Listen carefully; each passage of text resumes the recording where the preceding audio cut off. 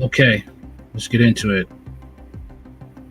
Going to be talking about Benjamin Netanyahu and him being a dictator instead of the protector of Israel that he claims to be.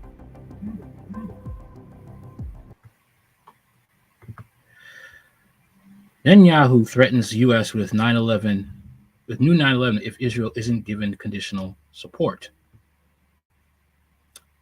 Israeli Prime Minister Benjamin Netanyahu has threatened America with a new 9/11 if the U.S. government doesn't offer its unconditional support for Israel. During an appearance on Fox News with Sean Hannity, Netanyahu threatened the United States with death and destruction if Biden regime refuses to support Israel's genocide in Gaza. Let's hear from the man himself. We have to win, not only for our sake, for the sake of the Middle East, for the sake of our Arab neighbors. You know what? For the sake of Gazans who have been held by this dark tyranny that has brutalized them, brought them nothing but bloodshed and poverty and misery. But we have to win to protect Israel. We have to win to safeguard the Middle East. We have to win for the sake of the civilized world. That's the battle we're fighting, and it's being waged right now. There's no substitute for that victory. It'll affect the other theaters that you mentioned as well. They say America is the great Satan, and we're the small Satan. We're just a small Satan standing in their way to get at you. Well, look at this. It's kind of like a Pinky and the Brain relationship. How many of you remember Pinky and the Brain? Okay. It's like this. Pinky was the slow one, and Brain was the diabolical, the guy who draws up all the plans. Okay. So Pinky was the brawn, Brains was the brain. Pinky and the Brain. One's delirious, the other's insane. Yeah. Like one's a genius, the other's insane. Yeah. So that's true. Okay. And, you know, the government of Israel is going to be blunt, synagogue of Satan. No other way to put it. The United States is the bronze of Satan, the muscle, the enforcer. That's just how it is. Let's keep going. The great Satan, because they, you know what, all these radicals, these terrorists, these monstrous regimes and organizations, they say there's no difference between Israel and the United States. You are them and they are you, because we represent these same values of freedom, respect for human life, respect. You don't. The United States respects human life? Iraqi freedom, anybody? 9/11 has proved to be an inside job that was nothing more than a ploy to get American soldiers to go over to Iraq to lose their lives for nothing. Okay. Israel has a terrible history of mistreating the Palestinians since the late 1940s. Okay. Um, Woo, the lies, the lies, the lies, the lies. All you got to do is just search the information, people. It's public knowledge. Okay. Let's keep going. For individual liberty. They have nothing of that. They don't care for their people. They don't care for liberty. They don't care for life. They glorify death. They glorify murder. Remember what happened here. I mean, what happened here was that Israel was attacked unprovoked by a sea of terrorists who stormed into our communities, murdered and raped women, burnt children. So hold up, hold on a minute. That was proven to be false. Okay. Joe Biden tried to say, oh, they were killing babies and stuff, and then to find out that information was unfounded, so he had to retract that. What about the government of Israel, who lets pedophiles into their country under order of return? You could look that up. Okay. You have rabbis that commit horrible acts towards kids, and nothing really happens in Israel. They just move to another synagogue and just say, I apologize, I'll never do it again. All right. This is something that's been going on for a long time.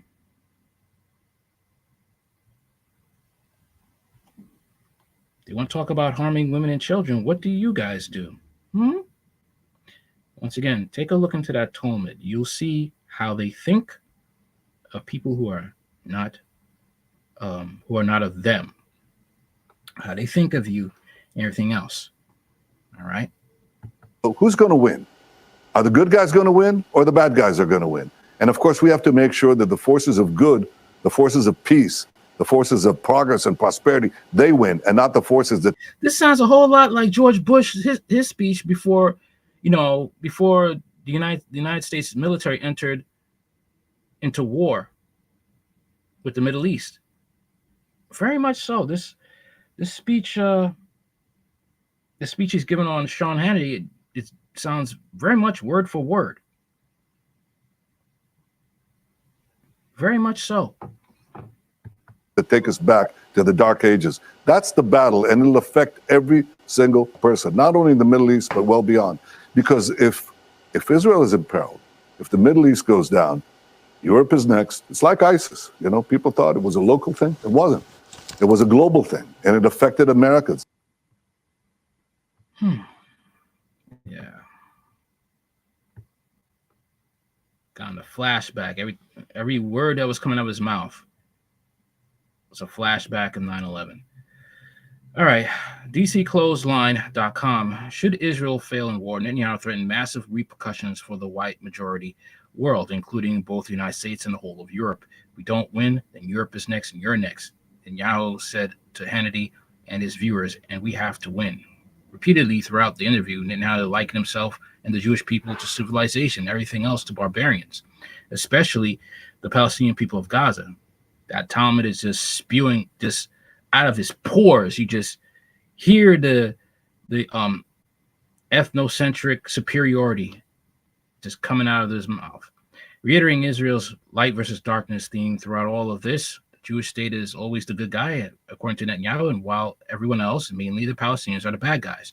We have to have forces of civilization beat these barbarians, because otherwise this barbarism will spread and will endanger the entire world. Netanyahu continued in his diatribe.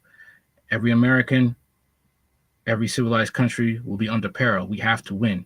There is no substitute for victory, total victory. As you can see with that total victory, that means genocide.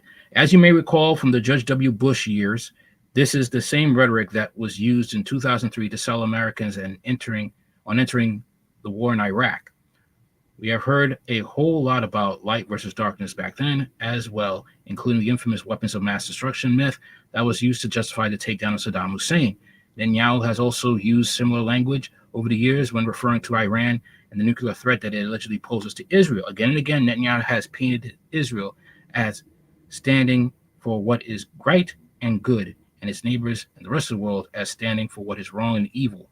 It appears, though Netanyahu's strong language with Hannity was a response towards of restraint recently uttered by Joe Biden, who said this week regarding the worsening humanitarian crisis at Al-Shifa Hospital in Gaza City. I have not been reluctant in expressing my concerns about what's going on, and it's my hope and expectation that it will be less intrusive action related to the hospital. All of this harkens back to the language also used by Volodymyr Zelensky of Ukraine, trying to twist the arm of the America and the West to support his regime, or else you're next. Support neo-Nazis. It seems as though they're all reading from the same playbook. Pretty much. You can see that the world is a stage. It really is. It really is. The world is a stage, and you got a bunch of actors and pawns. But let's dig deeper into this, shall we?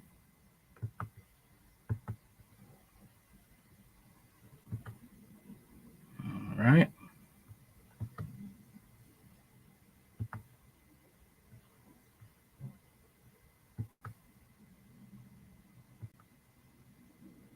Okay, let's get into this. What's going on? What's really going on here? And who funded Hamas? Madam Speaker, I'd like to yield 2 Fair use, by the way. minutes to the gentleman from Texas, Dr. Paul. The gentleman is recognized for 2 minutes. Gentlelady for yielding, and I ask unanimous consent to revise and extend my remarks. Without objection. Madam Speaker, I rise in opposition to this resolution, not because I am taking sides and picking who the bad guys are and who the good guys are, but I'm looking at this more from the angle of being a United States citizen, an American, and I think resolutions like this really do us great harm. In many ways, what's happening in the Middle East, and in particular with Gaza right now, we have some moral responsibility for both sides in a way, because we provide help and funding for both Arab nations and Israel. And so we definitely have a moral responsibility, and especially now today, the weapons being used to kill so many Palestinians are American weapons, and American funds essentially are being used for this. But there's a political liability which I think is something that we fail to look at, because too often there's so much blowback from our intervention in areas that we shouldn't be involved in. You know, Hamas, if you look at the history, you'll find out that Hamas was encouraged and really started by Israel, because they wanted Hamas to counteract Yasser Arafat. And you say, well, yeah, that was better then and served its purpose, but we didn't want Hamas to do this. You see the stupidity here? You see this? That's why Americans have to wise up and not get involved in these wars no more. Do not let your sons and daughters be pressured to go into the military, because all you are is a pawn and a dumb animal for foreign policy. Henry Kissinger. Do not, because they fund terrorists, okay? And when those terrorists get out of hand and it seems like it's something that's way out of their control, now they're the bad guy. We're helping these terrorists out, but because they got big for their britches, because you kept supplying them, okay, and they got out of control, now they're the enemy. But the real enemy is you. So then we as Americans say, well, we have such a good system, we're going to impose this on the world. We're going to invade Iraq and teach people how to be Democrats. We want free elections. So we encourage the Palestinians to have a free election. They do, and they elect Hamas. So we first indirectly and directly through Israel help establish Hamas. Then we have election. Then Hamas becomes dominant, so we have to kill them. You know, it just doesn't make sense. Sound familiar? Just like the president of Haiti at one time. All right. He was a banana farmer, by the way. I don't know how. You ever wonder how a banana farmer would get successful and win an election? A banana farmer. Well, anyway, he didn't want to do their bidding, and allegedly, he got taken out by the United States. Just like in Africa, they got their puppet leaders, and as soon as they do something that is out of line, they get taken out.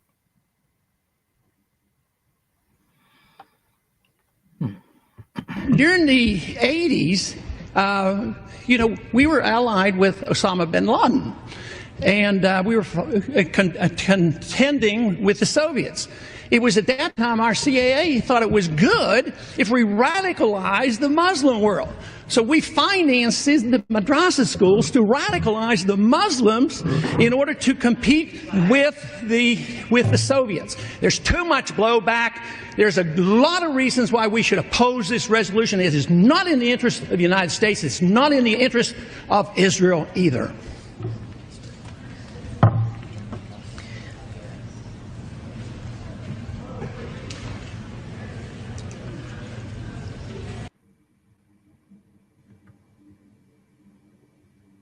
Okay.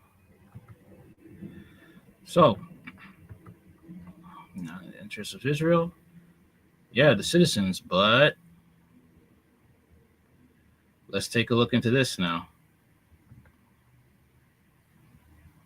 Okay. 1 second.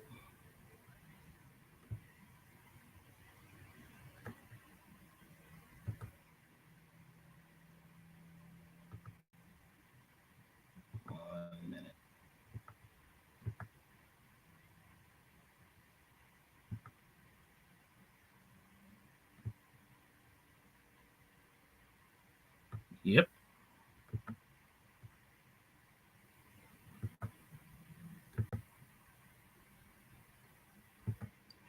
Why Netanyahu helped fund Hamas and how that backfired for Israel.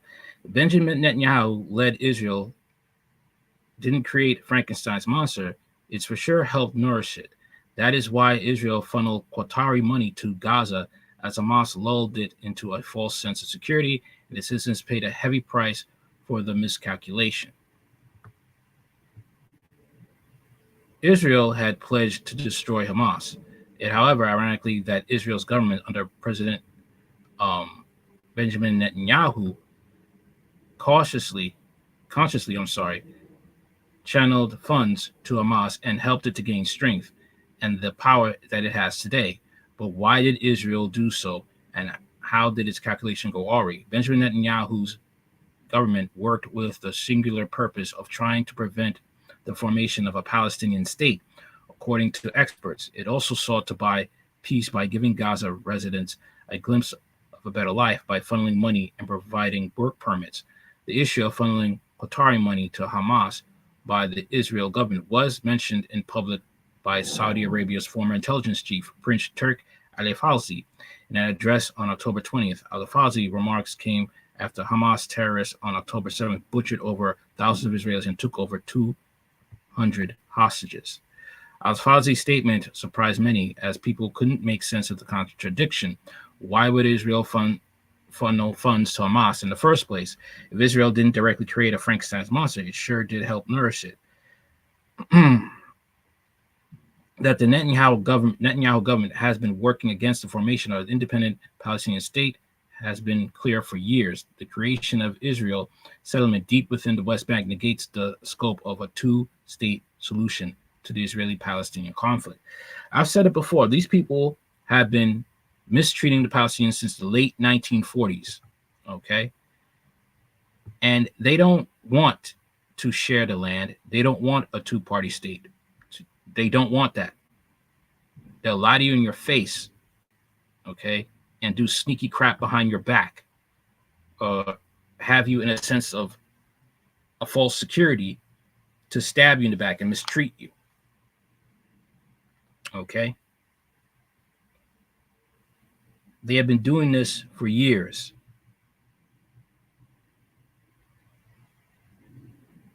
The West Bank is controlled by a Palestinian Authority, which is led by Mahmoud Abbas. Gaza, the other Palestinian territory, has been under Hamas control since 2006 elections.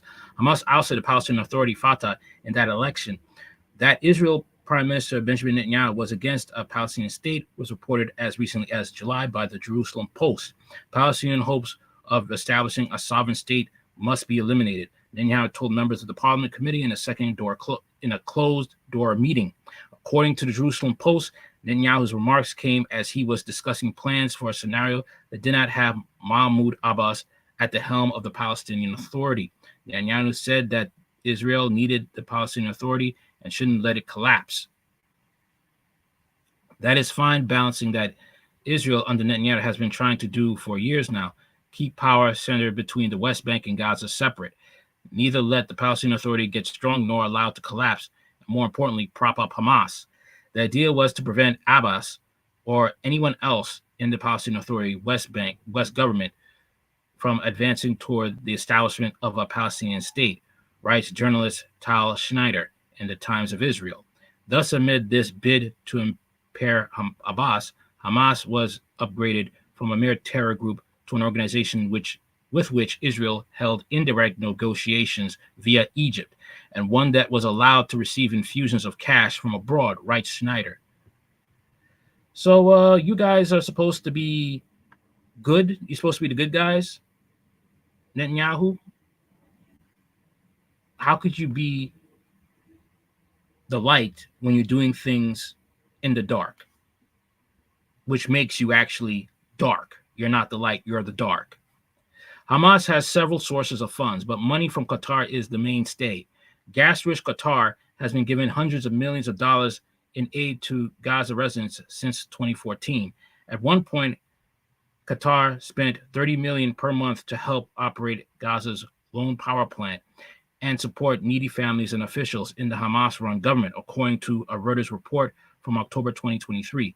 The Qatari money earlier transferred via the Palestinian Authority is now routed via Israel.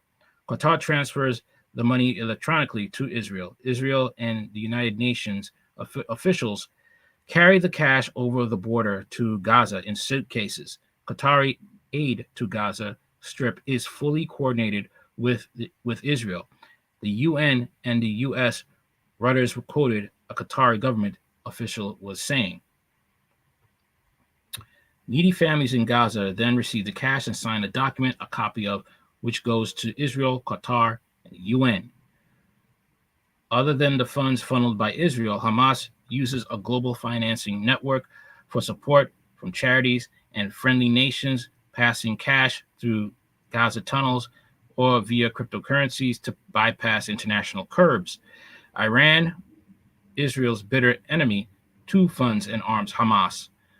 Well, whoever is against the Palestinian state should be transferring the funds to Gaza, because maintaining a separation between the Palestinian Authority and the West Bank and Hamas in Gaza helps prevent the establishment of a Palestinian state. Jerusalem Post quoted Prime Minister Netanyahu as saying in 2019, he argued that it was better for Israel to serve as a pipeline to ensure the funds don't go to terrorism. Really? Israel believed that by channeling the funds to Gaza, it would cut off the Palestinian Authority and the money would go to the people, not into terror activities against it. Israel's other move to help people in Gaza was to offer work permits. The permits to travel to Israel for work and return at the end of the day increased to 20,000 in 2023 from around 3,000 in 2021. Journalist Tal Schneider writes that according to Israeli officials, these work permits that allow Gazan laborers to earn higher salaries than they would in the enclave were a powerful tool to help preserve calm. Hamas was also included in discussions about increasing the number of work permits Israel grants to Gaza residents, which kept money flowing into Gaza, says Schneider.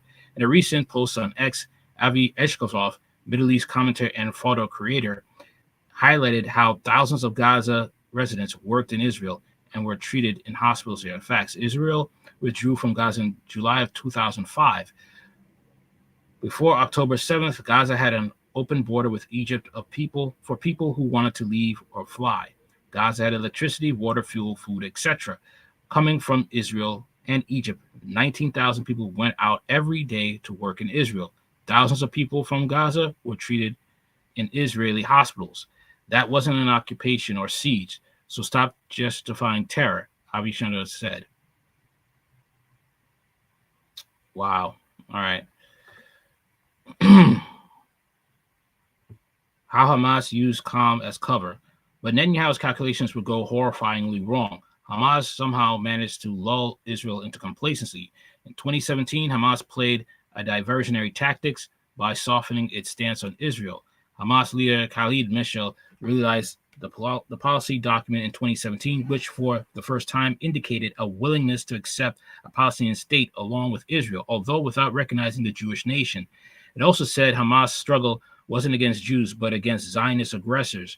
Since 2014, Netanyahu-led governments have practically turned a blind eye to the incendiary balloons and rocket fire from Gaza, writes Tal Schneider. Hamas kept training its terrorists, often in plain sight, as the Israeli intelligence apparatus was led to believe that Hamas wasn't prepared for any attack and the economic incentives to Gazans were cushioning their lives. Hamas trained and dug a huge network of tunnels to smuggle and hide weapons, even as Israel kept funneling Qatari money to Gaza and making it stronger. This was a mistake of epic proportions. Political scientist Ian Bremmer said on X, Hamas was and is a terrorist organization with critical support from Iran, from Russia, and before October 7th, from the Israeli prime minister. This helps explain why so many Israelis are united, not just in destroying Hamas, but also in removing Netanyahu from office, adds Bremer. Wow. Ian Bremer says those who want to thwart the establishment of a Palestinian state should support the strengthening of Hamas and the transfer of money to Hamas. This is a part of our strategy. He also says this was a mistake of proportions. Hamas was and is a terrorist organization with critical support from Iran, from Russia, and before October 7th, from the Israeli Prime Minister. This helps explain why so many Israelis are united, not just in destroying Hamas, but also removing Netanyahu from office. And I agree with them, because Netanyahu is a maniac.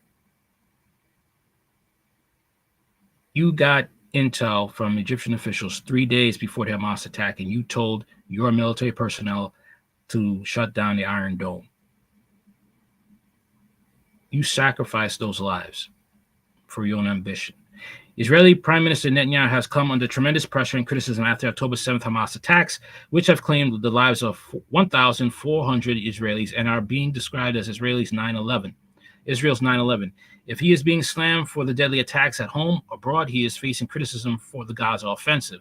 How Netanyahu steers his country in this moment of crisis and what stand he takes on the Palestinian statehood issue will determine the fate of both Israelis and Palestinians.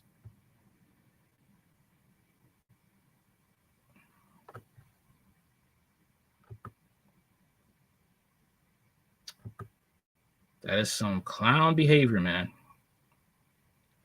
But let's look into more on this issue. And more proof that basically it was a inside job.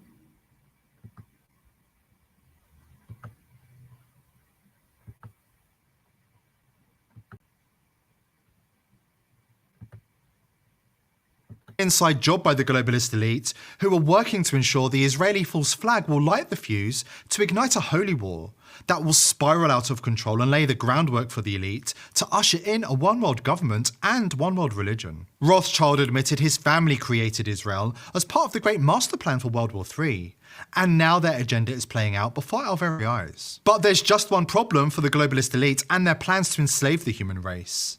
Their plans rely on the people of the world remaining ignorant, and we're not going to let that happen. Blew the whistle and admitted that the Hamas attack was a false flag. Then we broke the news that the son of a Hamas leader admitted that the militant group was created by the CIA to do the global elite's bidding. Since then, the evidence for the Israel-Hamas false flag is created by the CIA. What did I say before? Remember, don't join the military. Do not join the U.S. military. They start asking for a draft. You tell them hell no, you go into hiding, you do whatever you have to do. Because most of these terrorist organizations, these boogeymen that they have on mainstream media, they were created by the United States government. It's continued rolling in.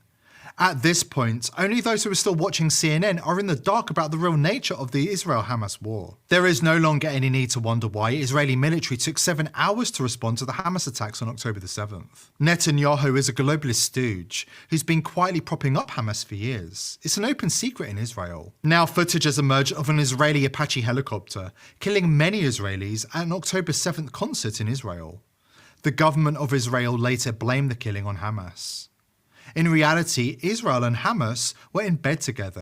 It's kind of like 9/11. It's 9/11. He let this happen so they could go into war. Pursuing the agenda of the globalist elite. Last month, far-left billionaire... Oh yeah, and also the fact that anybody speaks out about it, you're anti-Semitic. Same thing with 9/11. You spoke up about how this was an inside job, how it wasn't the plane that crumbled the building, it was explosives. You know, witness testimony of the firefighters and the people who survived the Twin Towers explosion said it was explosives. Oh, you're a conspiracy theorist. George Soros was caught secretly funneling over $50 million to Hamas terrorists with the intention to destabilize the West. George Soros. Not surprised. He funded Black Lives Matter, a terrorist organization, a Marxist terrorist organization, and he's into Marxism. $13.7 million of the money was transferred to a Hamas-linked group called the Tide Center, according to the New York Post. Soros caught funneling over $15 million to Hamas to destabilize the West. You gotta wonder why he's not arrested. But there's also someone else who's been funneling money. We'll get into that story soon. The Tide Center sponsors many of the extremist groups that have justified the October 7th terrorist attack on Israel. Soros's money is just a drop in the ocean for the Hamas leadership, who've been riding high on the globalist payroll for years now. While their people languish in poverty and are treated as human shields, the leaders of Hamas live billionaire lifestyles. The group's 3 top leaders alone are worth a staggering total of $11 billion and enjoy a life of luxury in the sanctuary of the Emirate of Qatar. Hamas runs an office in Qatar's capital, Doha, and its leaders maintain a luxurious lifestyle. So where did the billions of dollars in their bank accounts come from? Running an insurgency isn't the most obvious way to become a billionaire, unless you're working on behalf of the globalist elite, implementing an important part of their plan to spark World War III and usher in a world government. The leaders of Hamas are valuable pawns in the elite's game, and they've been paid accordingly. After all, the world is at stake. After this quick break, we will reveal the document that reveals the plans of the hidden hands orchestrating this conflict from behind the curtain, detailing how the elites plan to launch 3 world wars to seize total control of humanity.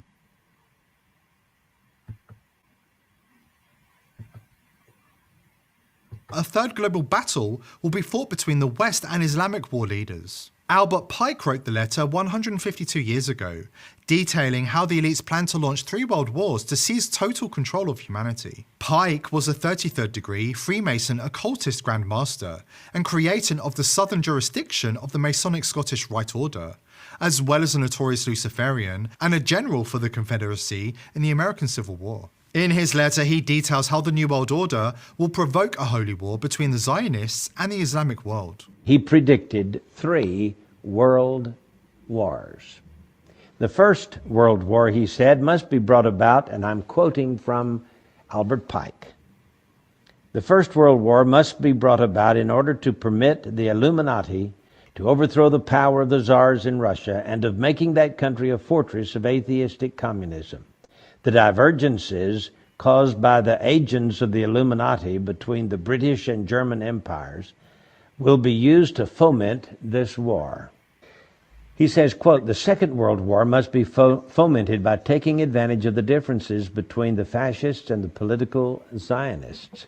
This war must be brought about so that Nazism is destroyed and that the political Zionism will be strong enough to institute a sovereign state of Israel in Palestine. He's now thinking about this Third World War, and it says that it will be caused by the differences between the political Zionists and the leaders of the Islamic world. The war must be conducted in such a way that Islam, the Muslim Arabic world, and political Zionism, the State of Israel, mutually destroy each other. We've already seen what the New World Order has done with Islam. They've used it to foment a crisis, a clash of civilizations. And make no mistake, the New World Order is fomenting another crisis to achieve its goals. Albert Pike is recorded as saying his military program might take 100 years or a little longer to reach the day when those who direct the conspiracy at the top will crown their leader king despot of the entire world and impose a Luciferian totalitarian dictatorship upon what's left of the human race. Pike seems to indicate that there's a conspiracy to start a war so that the Antichrist can ascend to his position as world ruler. Pike's letter also detailed the specifics of the first 2 world wars with chilling accuracy. World War I must be brought about in order to permit the Illuminati to overthrow the power of the Tsars in Russia and of making that country a fortress of atheistic communism. The Second World War will be fought for 2 reasons: to establish the State of Israel and to expand communist control over Europe. World War III must be fomented by taking advantage of the differences between political Zionists and the leaders of the Islamic world. It has all been mapped out. This is what we're dealing with. This is what we're dealing with. And a lot of people are distracted. They don't understand what's going on. They're just trying to survive. I get that, but people are going to think that this isn't going to spill into the streets, which it already has. So for a rude awakening, and a lot of people are not ready. But remember when I said there's also another person, a political figure that has been caught funneling money to Hamas?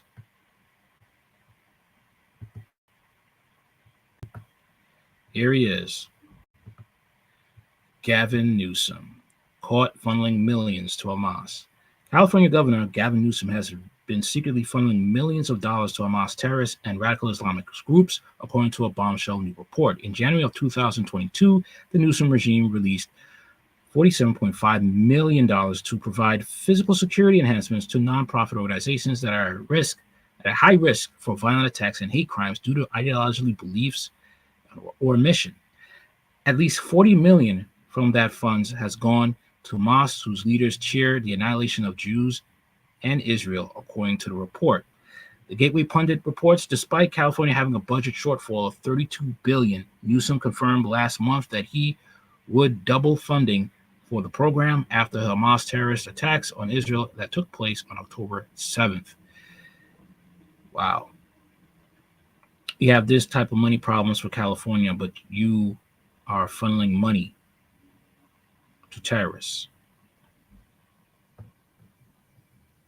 Wild. The Free Beacon reported that the recipients of the funds include Saji Islamic Society, where a preacher this month declared that Allah sent the rockets from Hamas or Hezbollah to strike Israel and praised Hezbollah leader Hassan Nasrallah. At another receipt mosque, the Islamic Society of Corano Nakro, a preacher claimed this month that it is a lie, that Hamas attacks on Israel was unprovoked. If I hear that term, I'll go crazy, the preacher said. Unprovoked in what dictionary? At another, the Islamic Center of San Gabriel Valley, a preacher expressed support for the Palestinian brothers and sisters that are fighting Israel. Shame on you if you label them terrorists, he said. He also denied that Hamas murdered Israeli civilians on October 7th, saying, if you're going to make claim that Muslims kill innocent civilians, you better be able to prove it. At the Islamic Center of San Diego, which the Free Beacon noted was the home of the mosque of two 9/11 hijackers, an imam said resistance against Israel is justified. We cannot accuse somebody who is fighting for his life to be a terrorist. The terrorist is the one who started the occupation, not the one who is defending himself, he said in October 20th sermon. Newsom has also funded mosques whose imams have previously called for the destruction of Israel. This is a guy who's also trying to run for president. He is going to run. Masjid of Riverside, which is affiliated with the Islamic Center of Riverside, received $200,000. Among the worshippers at the mosque was Saeed Rizwan Farouk, the perpetrator of the 2015 San Bernardino terror attack that claimed 14 lives. The imam of the Islam Center of Riverside, Mahmoud Hamoush, is known for his violent anti-Semitic rhetoric. Oh Allah, liberate the Al-Mosque in Jerusalem and all the Muslims' lands from the unjust tyrants and the occupiers, he said in 2017 sermon, according to the Los Angeles Times. O Allah, destroy them. There are no match for you. O Allah, disperse them and rend them asunder. Turn them into booty in the hands of the Muslims. Oh, boy. Wake up. It's time to be a Muslim, he urged his listeners. Prayer is not the only thing. Oh, wake up. It is time to be a Muslim. He urged his listeners. Prayer is not the only thing. What is the other thing? What is the other thing? Bombing, unaliving people, beheadings, like what goes on in Sweden.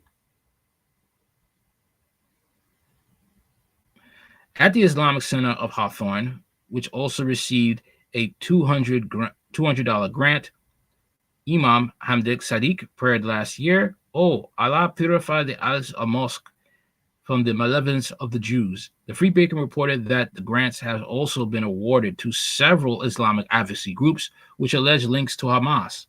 The Council on American Islamic Relations, which the federal government has labeled co-conspirators of Hamas, received $135,330 through Newsom's funding program. Newsom, who is regularly touted as the future presidential candidate, claims to be a supporter of Israel. Last month, he visited Israel in the wake of the Hamas attacks, to meet with survivors and government officials, sparking anger among many of his anti-Israel constituents. Brian Ferguson, a spokesman for California's Office of Emergency Services, told the Free Beacon that it is investigating whether any of the mosques in question have violated the conditions of their grants. If it is determined that they have, their funding will be immediately revoked, he said. As a matter of principle, the state of California rejects hate speech and discrimination in all its forms. Such speech is a menace to democratic values, stability, social stability, and peace. And we all know that is a huge lie. Okay. All right. So let's talk about what's going on, sadly, with children being involved as casualties in Gaza.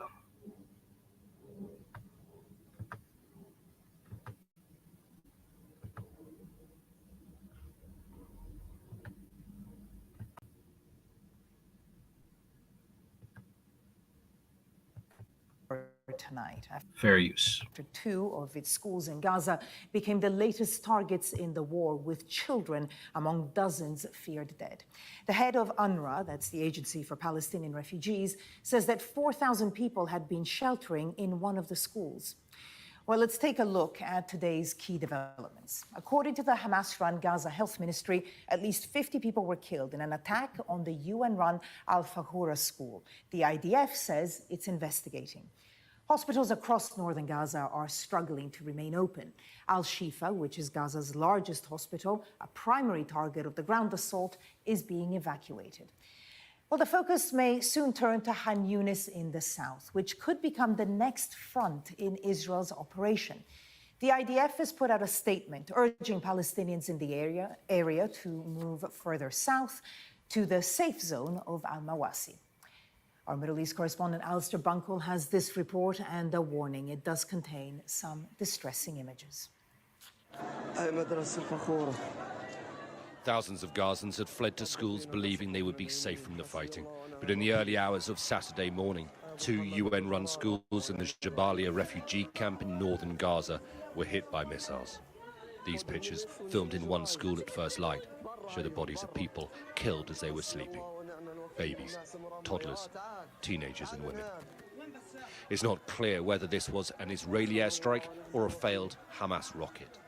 The IDF has told us that they are investigating the incident. The wounded were taken to a hospital already struggling under the weight of casualties and a lack of medicine and fuel. Al-Shifa Hospital in Gaza City is still encircled by Israeli forces.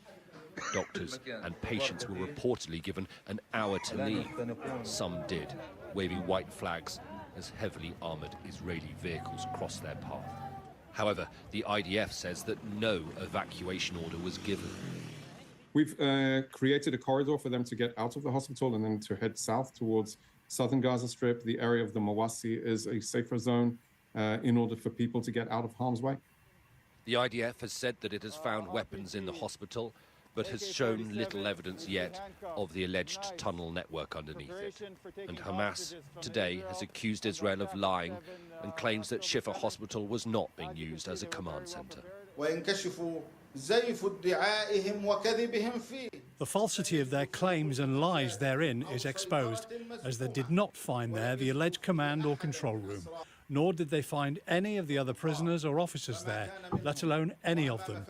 In the face of their security and military failure and psychological defeat since the 7th of last October, they committed more killing and destruction, which even affected the stores of medicines, devices and all medical equipment in the Al-Shifa complex.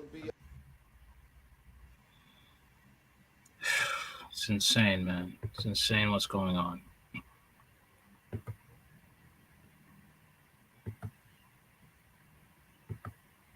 But here's something that is very weird that's going on right now. Something very odd to understand.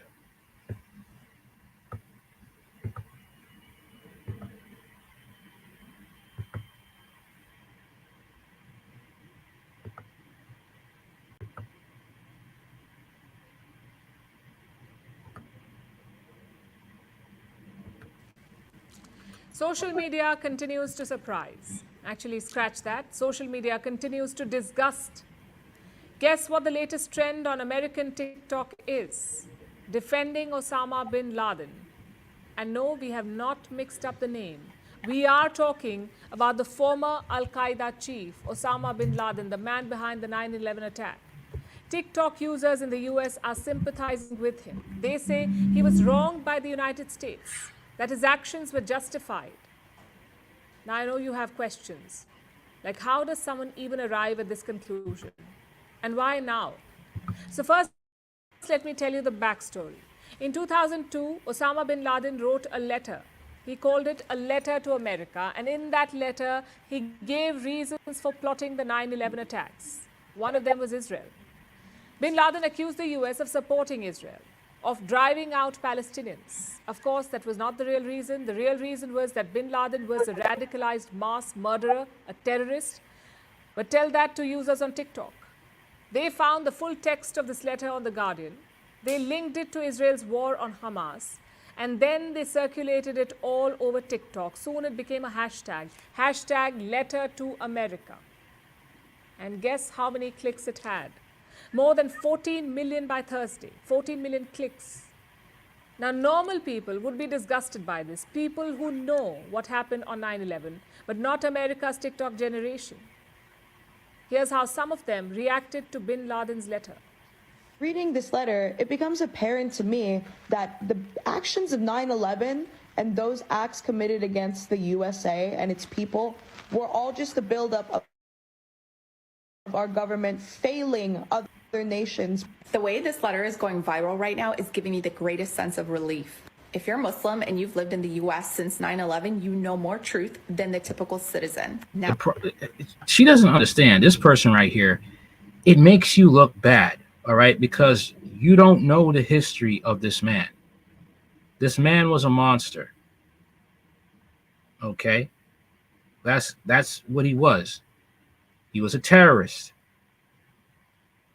Okay? Israel's government has done a lot of corrupt things. So has the US government. It doesn't justify what he did. He has killed people. All right? And people will get mad, but he was truly following the Quran. Read it. Read it for yourself. He's doing Muhammad's will. That was his will. Fight the Jew, fight the Christian. All right?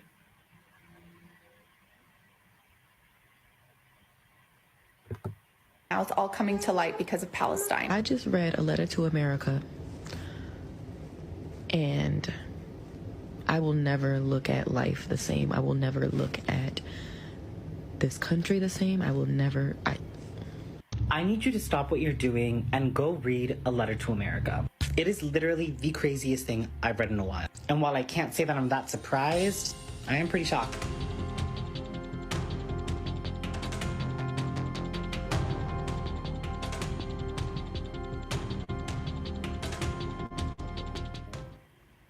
Just to be clear. Once again, if people actually, this new generation comes up, has to really read history. And unfortunately, the new generation is too addicted to apps and social media. It kind of ruined their attention span. So you really have to build it up by reading actual information to find out who Osama bin Laden is and how the United States government has created the very enemies that they fight against and that they try to manipulate the masses through lies to fight their wars.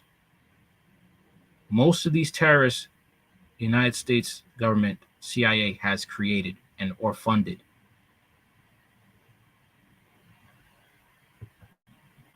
Clear. This is completely false.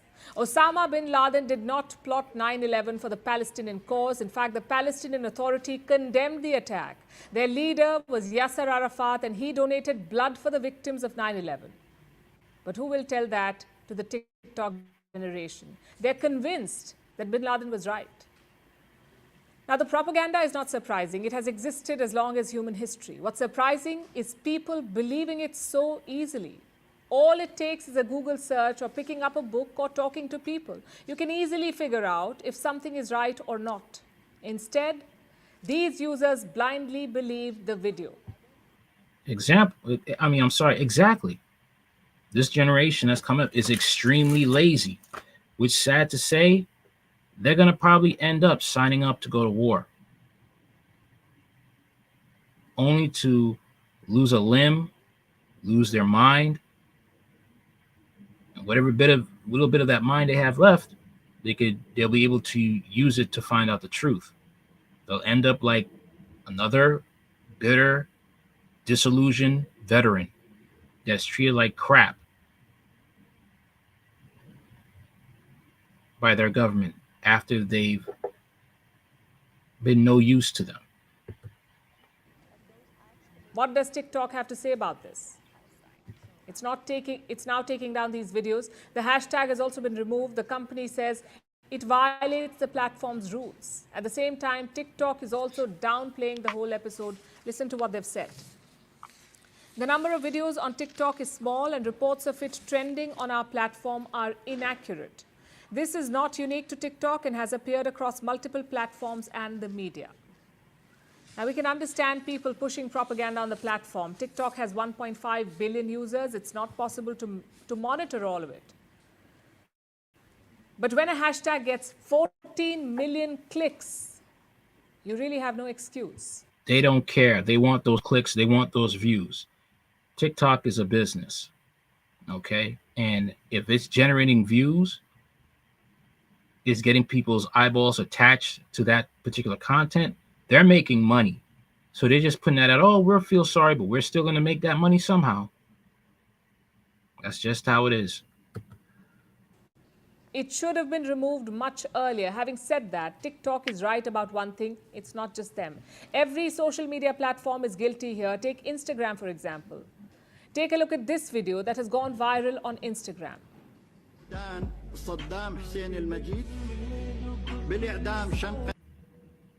I've seen these Saddam videos on TikTok, okay?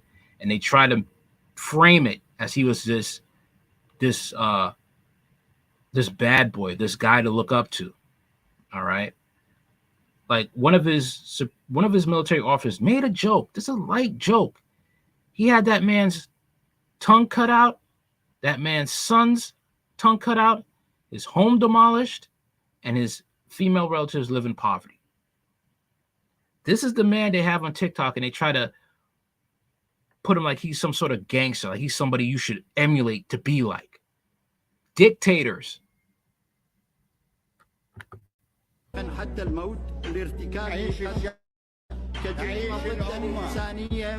entire world the world is not missing Saddam Hussein. Saddam Hussein was a monster, especially his two sons. His two sons were monsters. Look into the problem is, you know what? Parents, I don't care if your kids are teens, you definitely have to, sit them down.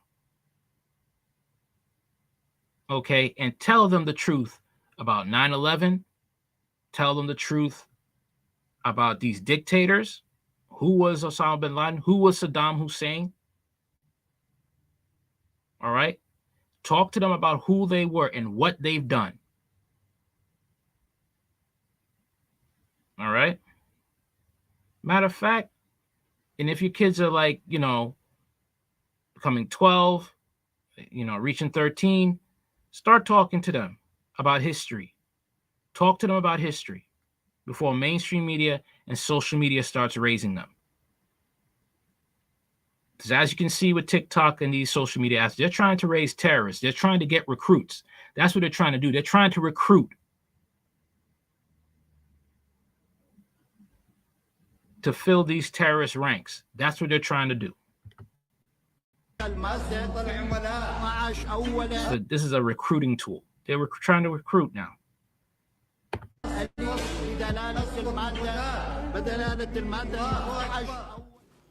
This video says the world is missing Saddam Hussein. Is it though? This is a man who used chemical weapons on his own people. Yes, he supported Palestine, but that does not justify his crimes against humanity. And for the record, that video has got more than 3 million views. Why do you think this happens? It's impossible to name just one single factor. It's a combination of many. For starters, age. Most of the users sharing this bin Laden letter are young. They were born after 9/11, meaning they do not have first-hand information. Everything they know is from other sources. In this case, that source happens to be TikTok. Secondly, the nature of information sharing. You see, reading a book takes time. Watching a documentary also takes time. So does attending a class. It takes time and effort. But do you know what doesn't? A TikTok video. Most of them are 1 minute long, 60 seconds. You see and absorb at the same time. You do not bother to cross-check or analyze. Another issue is the algorithm. It is designed to show you things you like or believe. For example, assume you believe that Bigfoot is real. Then social media will flood you with Bigfoot videos, conspiracy theories, sketchy CCTV footage, all kinds of fake stuff. Of course, Bigfoot videos are harmless, but replace that with vaccines or 9/11. Then you have a national crisis. Now we need to change this culture. Users, especially children, must be taught where to source information from, how to verify it, how to analyze it. If not, such TikTok trends will keep popping up. And governments too must take notice. They must force social media giants to take responsibility to fix their algorithms, because right now it is hurting people. It's like feeding drugs to people you know are addicts. So action is needed. India, for example, banned TikTok way back in 2020. It was among the first countries to do so. India's reasons were different, but the end goal was the same: to protect its people. And this is not about freedom of expression or opinion. This is about facts. Pretty much, this is about facts. This is about making sure that your child does not end up signing up to be a terrorist over false information. And the terrorist doesn't have to be from Hamas. It could be a white supremacist nationalist group, okay? There was a mass shooting in Buffalo, okay? And that person got a hold of neo-Nazi information, okay? And that person ended up committing a mass shooting because of information lies that he was fed about white supremacy and how other ethnic groups are inferior to his. And this is what is going on. Okay?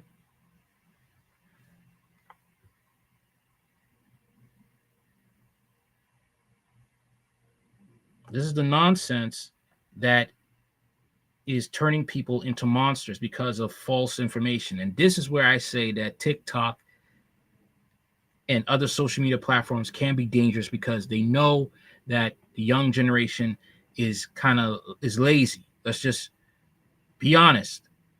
They're lazy. And the parents could also be lazy and don't really want to sit down and tell them about historical events that they've lived through, and just want to let social media raise the kids, and then wonder why your kids are ending up being locked up, they're in hate groups, or worse, they lost their lives due to false information. All right.